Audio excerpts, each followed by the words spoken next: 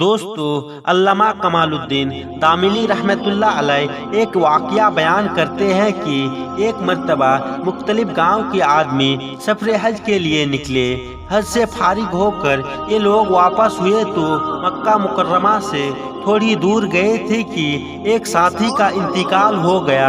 ساتھیوں نے قبر تیار کی اور جب نماز جنازہ ادا کر کے اس کو دفن کرنے کے لیے قبر کے پاس لائے گئے تو قبر میں ایک سانپ کو غضبناک پھنکار مارتا ہوا دکھائی دیا تو اس قبر میں اس کو دفن نہیں کیا گیا بلکہ آگے چل کر دوسری قبر تھوڑی دور پر تیار کی گئی اور ساتھی کو اٹھا کر اس قبر کے پاس لایا تو اس میں بھی سانپ موجود تھا۔ ان لوگوں نے سمجھا شاید یہ سانپوں کی زمین ہے، اس لیے دفن کرنے کا فتویٰ حاصل کرنے کے لیے مکہ مکرمہ پہنچے اور حضرت عبداللہ بن عباس رضی اللہ تعالی عنہ سے فتویٰ حاصل کیا تو حضرت عبداللہ بن عباس رضی اللہ تعالی عنہ نے جواب دیا، یعنی اس مردے کو اللہ قبر عذاب میں مبتلا کرنا چاہتا ہے، اس لیے اگر تم پورے روئے زمین کو کھود ڈالو تو اس عذاب قبر کو ہر جگہ پاؤ گے۔ تم لوگ جاؤ اور اس کو اسی طرح دفن کرو۔ فتویٰ پانے کے بعد ان لوگوں نے اپنے ساتھی کو سانپ کی موجودگی میں اوپر سے ڈال دیا تو ان لوگوں نے عبرتناک منظر دیکھا کہ سانپ نے سب سے پہلا حملہ اس کی زبان پر کیا اور اس کی زبان کو کاٹنے لگا۔ ان لوگوں نے جلدی سے اس قبر کو بند کر دیا۔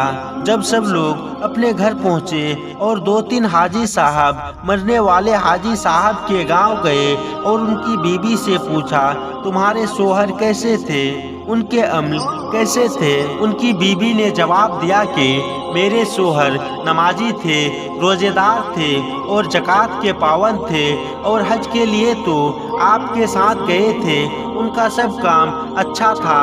ساتھیوں نے قبر کے عذاب اور سانپ کا واقعہ سنایا۔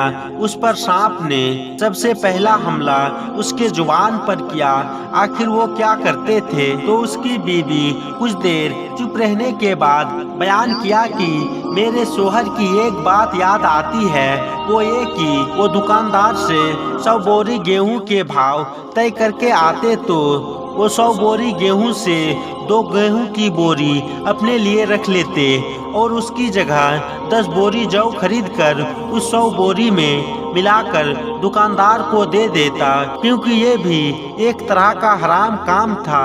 بیچا ہوا گیہوں کا نہ دینا اور اس کی جگہ جو دے دینا اور 10 بوری سے خود فائدہ اٹھانا حرام کام تھا، اس لیے حرام کام پر اس کو سزا ملی۔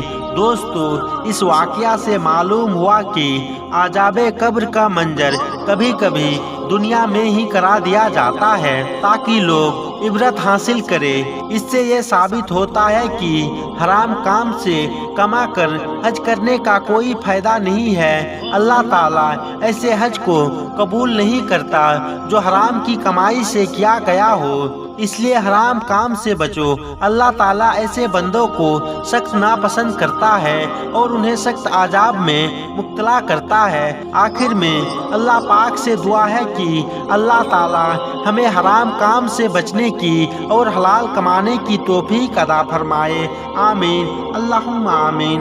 دوستو، امید کرتے ہیں کہ آپ کو یہ ویڈیو پسند آئی ہوگی۔